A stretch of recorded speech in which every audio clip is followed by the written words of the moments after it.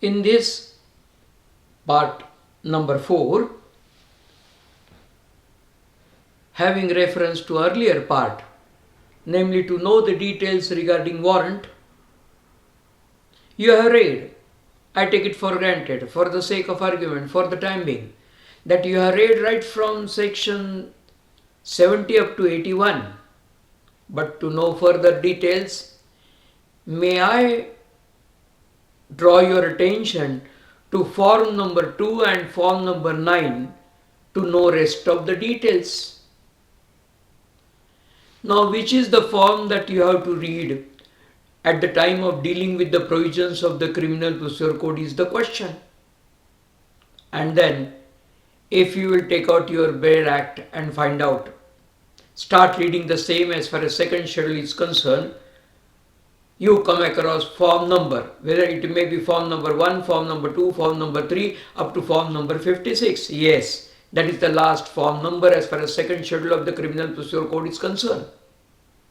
And then below the form,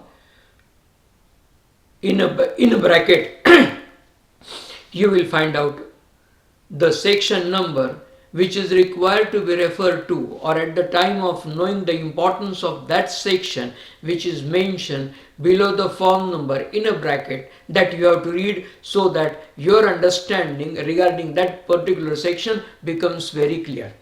So for the purpose of knowing the details regarding warrant, read form number 2 and form number 9.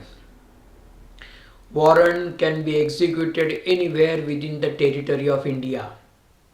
Because of the importance of the first section of the Criminal Procedure Code, which says this code extends to the whole of the India except the state of Jammu and Kashmir, and Jammu and Kashmir is excluded from the operation of the Criminal Procedure Code because of Article 370 of the Constitution of India.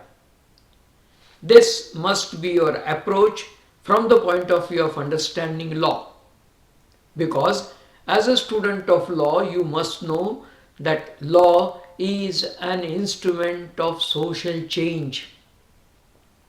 Law is an instrument of social transformation. Law is an instrument of social engineering. Law must be dynamic. It cannot be static. And during course of our lecture series, we will understand that law goes on changing as per the aspiration or as per the need of the society. So now this approach, the reference, I have to draw your attention to only one point, and that is, as a student learning law, you must always have what is known as holistic approach. Try to understand the law or learn the law in totality, then only it is possible for you to understand as the law as a whole, otherwise not. We try to proceed further. If summons has not served the purpose, if the warrant could not be executed, in other words, the person who was supposed or required to remain present in a court of law doesn't remain present in a court of law, or he is not arrested by the police and brought before the court of law, naturally, court has to take some step. And the next step, drastic measure that can be taken by the court of law is what is known, court will publish proclamation. This is an order in writing. The time is given within which the person has to report to the court of law or remain present in a court of law. A period is given to him. This is the way in which there is a publication of proclamation. As you refer to section 82, you will understand that this is made known to the world at large. He may not know it, but his relative may come to know, his friend may come to know, because of the ways in which a proclamation is required to be published as far as section 82 of the Criminal Procedure Code is concerned, with which, as I told you, we shall be dealing in detail during course of time when we refer to this particular chapter of the Criminal Procedure Code. But at present, we try to understand that by reading this section, if you feel that there are some more details which are required to be worked out from the point of view of understanding the same.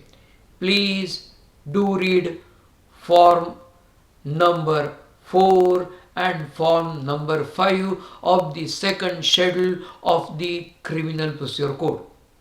So reading form number 4 and form number 5 will make your fundas very clear as far as this proclamation is concerned, which is the measure that can be taken by the court of law for the purpose of compelling appearance of a person in court of law.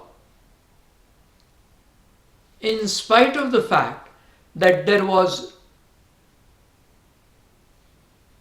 proclamation which was published, the person doesn't remain present in a court of law.